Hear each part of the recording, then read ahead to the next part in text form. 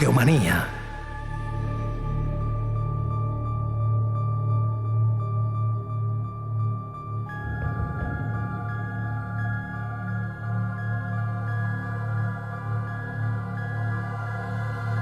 Los señores del Valle, primera parte.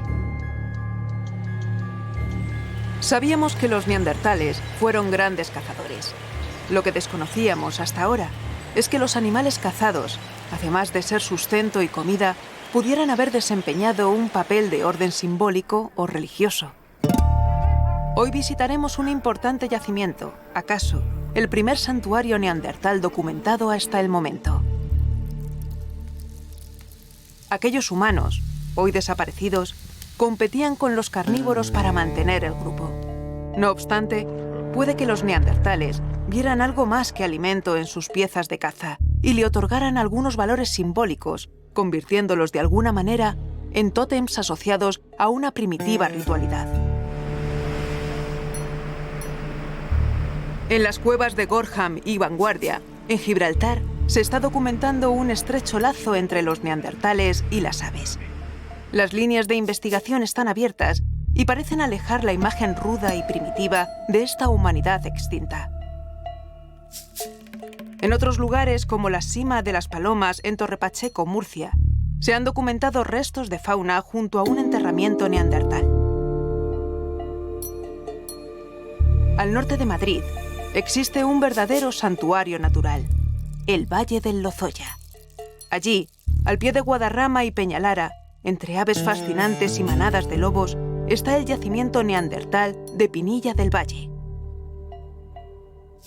El lugar, conocido como Valle de los Neandertales, puede que escondiera un santuario, el primero atribuido a los neandertales.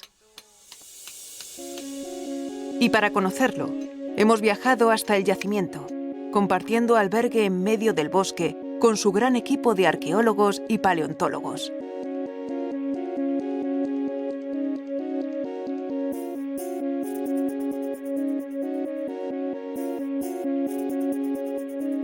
Ya hemos acabado el desayuno en el albergue donde he dormido con todo el equipo de excavación y ya me voy a dirigir hacia el yacimiento, pero lo voy a hacer andando. Es un ratito de caminata, pero yo creo que merece la pena. La verdad es que para comprender la arqueología hay que conocer el entorno natural que la rodea, ¿no? Llevo un ratito andando y la verdad me está gustando mucho este robledal. Son robles nuevos. El roble tiene ahora esta hoja tan característica que pronto en el otoño va a perder. Será el mismo territorio, el mismo recorrido, pero distinto paisaje. El valle alberga abundante vida salvaje, a pesar de su cercanía a la gran ciudad de Madrid.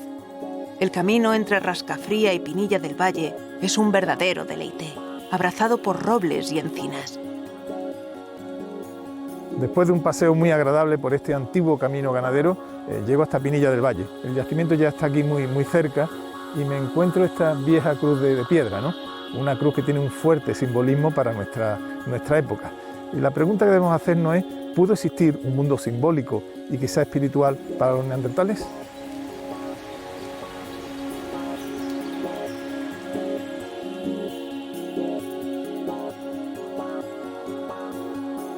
El fondo del Valle del Lozoya está cubierto por una riquísima pradera. La altura que tiene el pasto habla de la fertilidad del suelo. Y este suelo pudo soportar aquellas grandes manadas de mamíferos como bisonte, uro, ciervo, que no solamente sirvieron de alimento a la población neandertal, sino que probablemente también fueran sustento espiritual. Estos grandes animales como tótem de aquellos remotos neandertales.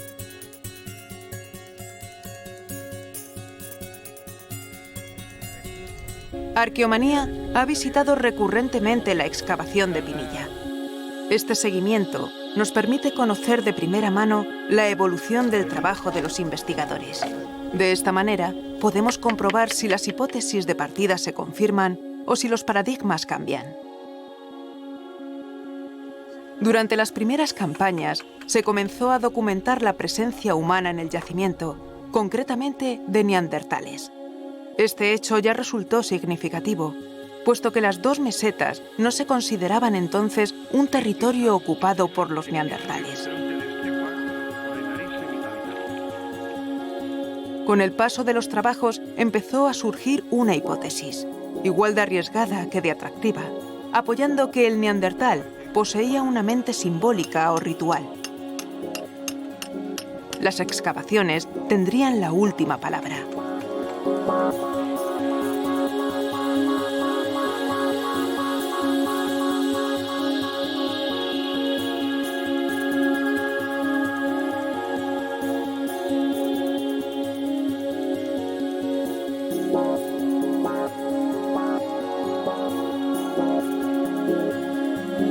Los cielos de esta Castilla alpina fueron testigos de algunos episodios fundamentales de la evolución humana que hoy podemos conocer.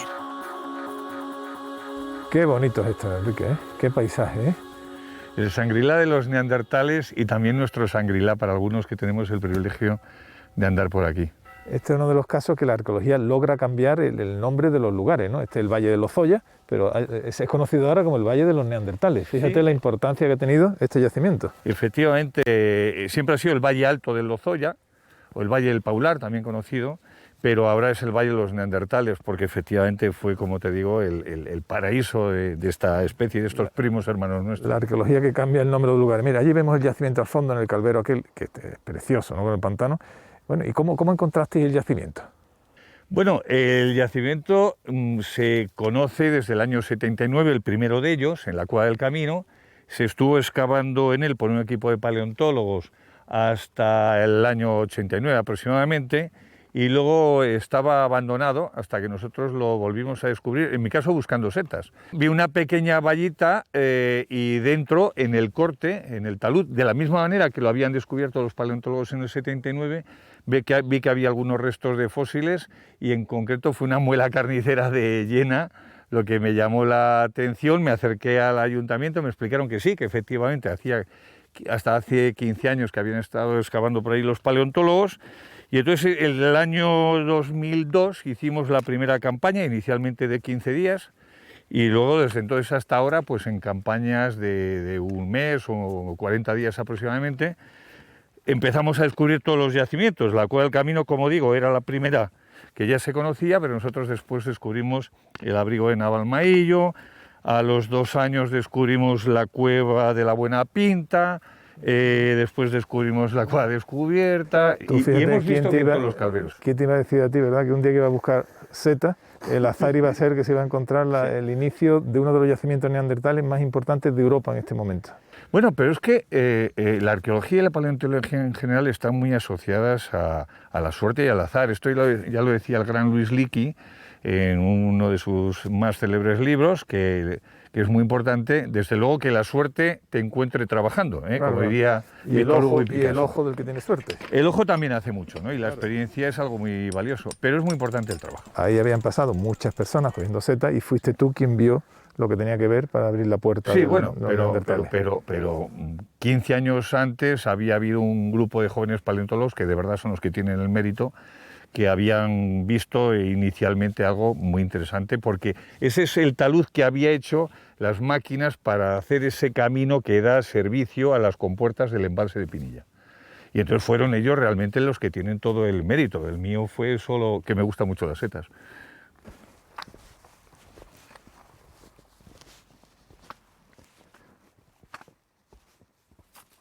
Estamos en un entorno alpino, totalmente deshabitado y al lado de la gran ciudad, y un sitio muy desconocido. Realmente este valle es valle por descubrir, ¿no?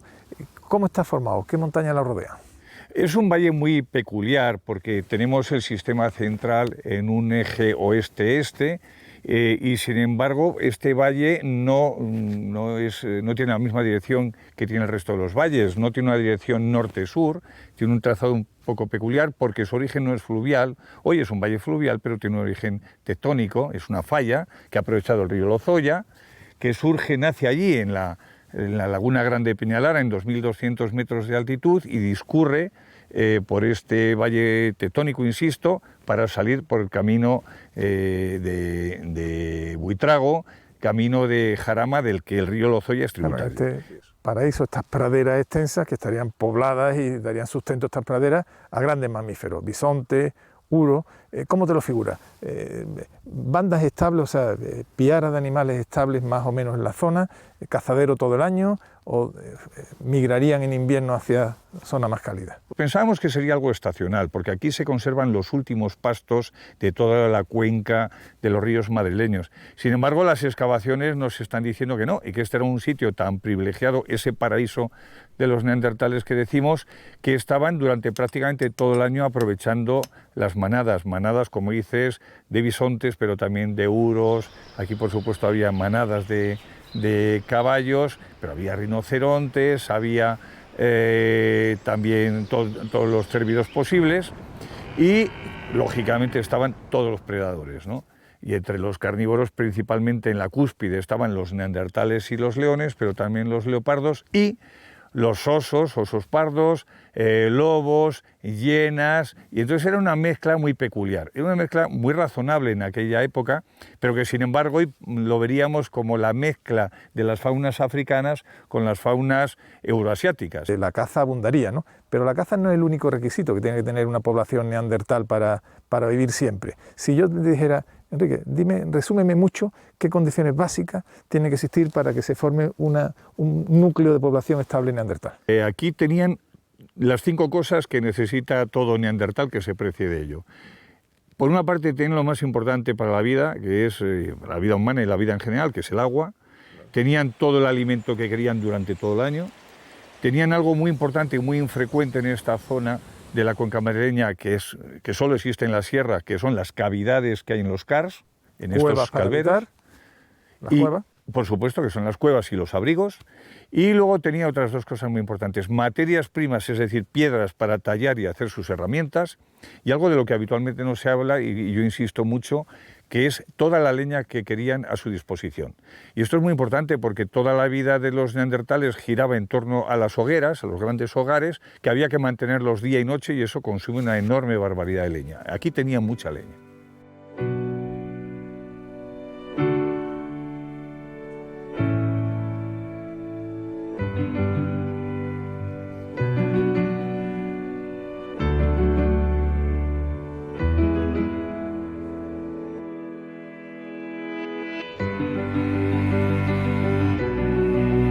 Ya llego al yacimiento, he atravesado lo que fue el gran cazadero neandertal. ¿Cómo me hubiera gustado tener una máquina del tiempo para ver esas manadas y esos neandertales rodeándolo? Pero la arqueología de alguna forma es una máquina del tiempo, ¿no? Y este yacimiento nos permite conocer no solamente cómo cazaban, sino algo muy sorprendente, algo que ha llamado mucho la atención a la comunidad científica. En una de las cuevas aparecen grandes cráneos de machos. ¿Para qué se depositaron ahí? ¿Solo como trofeo de caza o tiene una función simbólica, espiritual, podemos decir, o de tótem? La arqueología tiene la palabra y estoy deseando ver los descubrimientos de este año que van a arrojar mucha luz sobre este importantísimo asunto.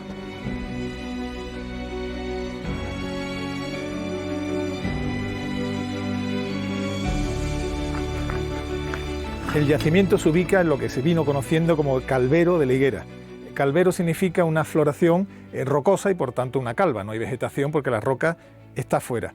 Y no es un yacimiento fácil de interpretar. De hecho, no se sabía que había cueva, o cualquiera que viene aquí no hubiera visto la cueva. Estoy en uno de los abrigos y cuando se excava ya se entiende. ¿Qué ocurrió? El río abrió por erosión una cavidad, un abrigo, ahí vivieron los neandertales, con el tiempo el techo se hundió y se colmató.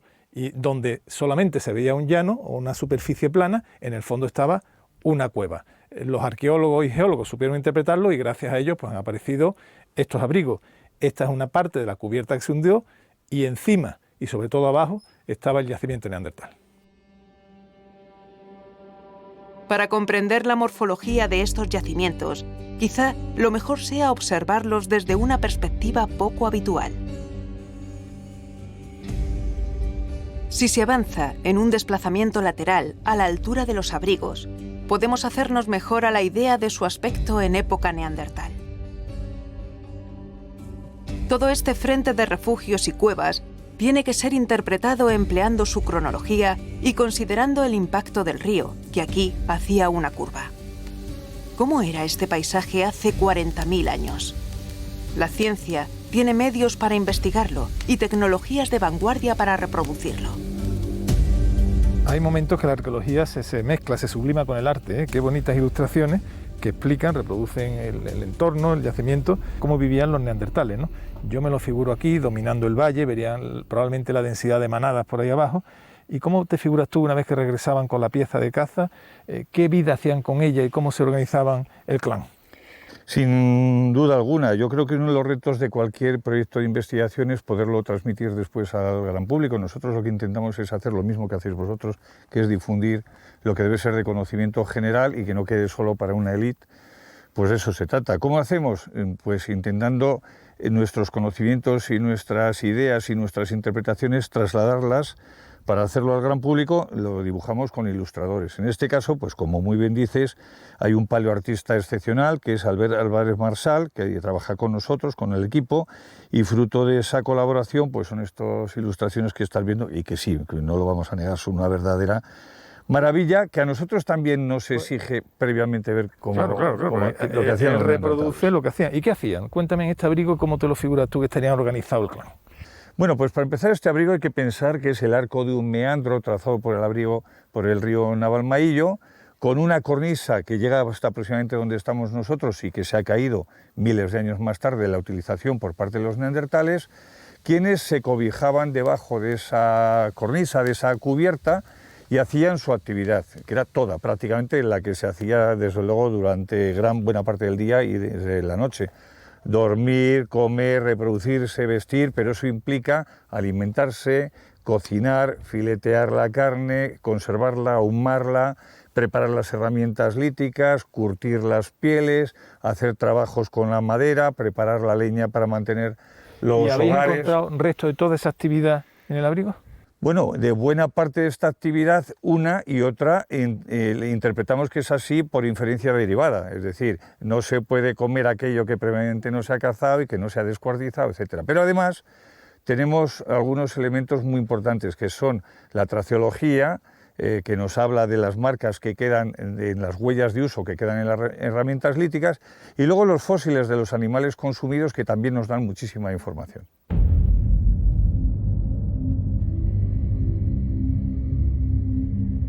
Un elemento central en el desarrollo cultural de los neandertales fue el uso del fuego. Pero, ¿qué hacían mientras se calentaban junto a la lumbre? El concepto de socialización es clave para comprender el desarrollo de una cultura como la de los neandertales de Pinilla. Las horas pasadas junto al fuego eran el espacio esencial para la transmisión de las historias comunes y las destrezas necesarias para la supervivencia. ¿Qué hay más humano que charlar en torno a una hoguera? Es imposible averiguar qué tema o temas ocupaban las horas de estos humanos, pero podemos estar seguros de que los compartían. Y eso es una clave evolutiva.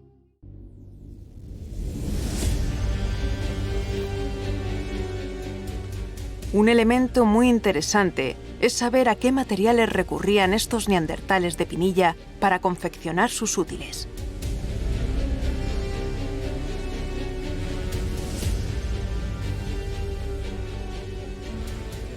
La industria lítica, la herramienta de piedra son del todo fundamentales para la supervivencia de los neandertales.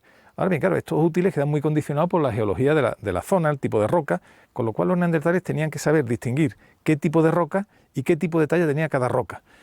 ¿Qué tipo de roca utilizaron, de piedra utilizaron y qué talla? Los neandertales utilizan la talla mustierense. Es un tipo de industria que usan ellos y que al ver las herramientas de ese tipo ya sabemos directamente que son neandertales.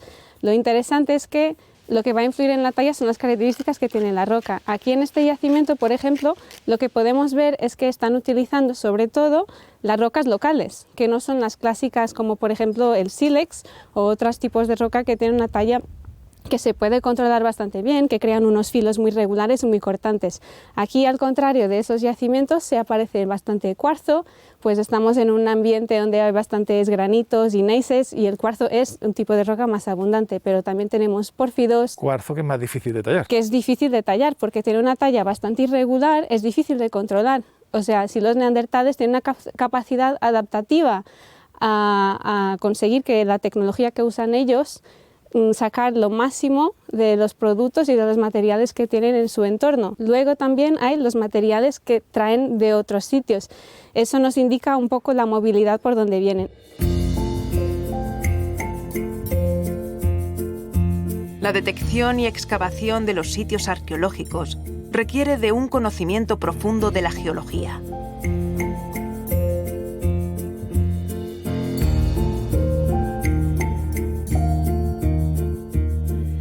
La arqueología y por tanto la vida siempre es deudora de la roca, de la geología. Este año había una prioridad en la geología del yacimiento. ¿Qué tipo de roca tenemos? ¿Cuál fue su origen? Y después hablaremos un poquito de la génesis de la cueva. Estas cuevas están formadas en una roca madre que son calizas y dolomías. Son unas rocas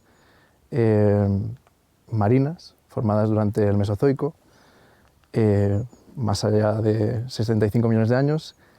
Y con el paso del tiempo, el agua y demás han ido disolviendo la roca en sí, como si fuera un cubito de azúcar, y se ha formado lo que es la cueva en sí.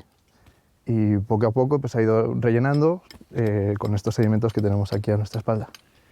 Con las técnicas geológicas puedes ubicar no solamente la cronología, no solamente la dinámica de formación de la cueva, ese agua que va disolviendo, como tú bien dices, como un azucarillo la cueva, sino también las cronologías de las distintas cavidades y la relación entre ellas, ¿no? Eso es. En una cueva el principal problema que hay es que la deposición, la sedimentación de un punto a otro en cosa de 2 metros puede cambiar drásticamente. Por lo tanto, es muy importante, sobre todo para trabajos arqueológicos, el saber qué puntos de la cueva están correlacionados con otros puntos de la cueva.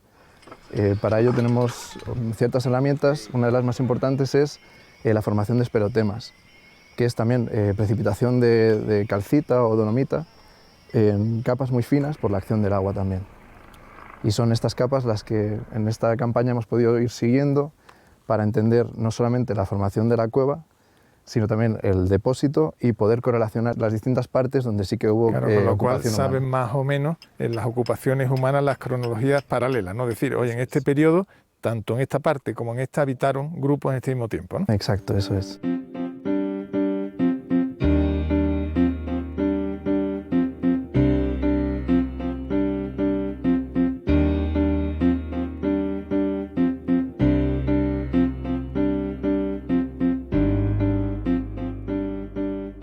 Este yacimiento me parece especialmente complejo de su planteamiento, ¿no? Varios abrigos, varios niveles.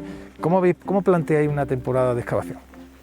Normalmente cada yacimiento es un yacimiento distinto, entonces lleva su equipo distinto, entonces tenemos que dar alojamiento y que dar cobertura a unas 80 personas.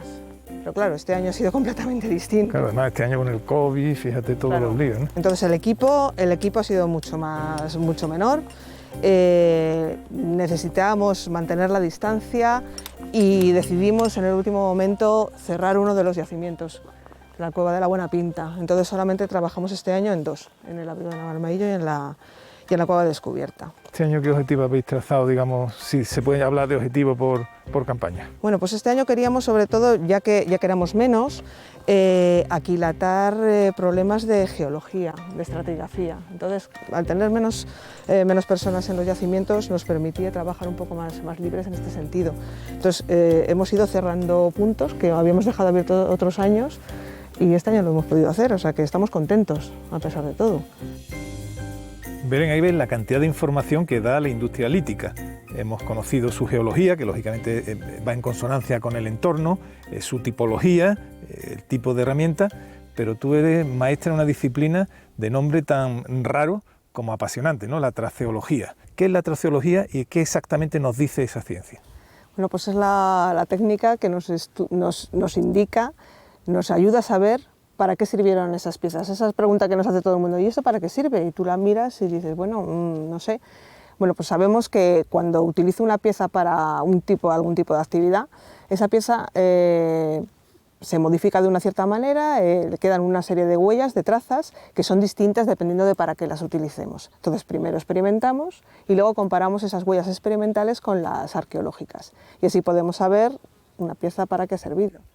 Claro, auténtico CSI, buscando la huella del crimen, los restos que han dejado, ¿no? Microscopios. Entonces, por ejemplo, si tú has utilizado ese útil para cortar carne te va a dejar una huella distinta que si lo ha hecho para curtir pieles, por ejemplo. Exacto. Y en los yacimientos de Pinilla del Valle, por ejemplo, lo hemos podido saber. Tenemos herramientas que son polivalentes, que se han utilizado una vez para cortar carne, para descuartizar, y después están afilando un palo, por ejemplo. Entonces... Bueno, a mí me parece asombroso, ¿verdad?, que hace decenas de miles de años una pieza fue usada para algo y que hoy, gracias a tu ciencia, podamos descubrir exactamente cuál fue su uso. Yo creo que merece la pena que ahondemos este conocimiento, ¿no? Desde luego, desde luego. Así las piedras nos hablan realmente.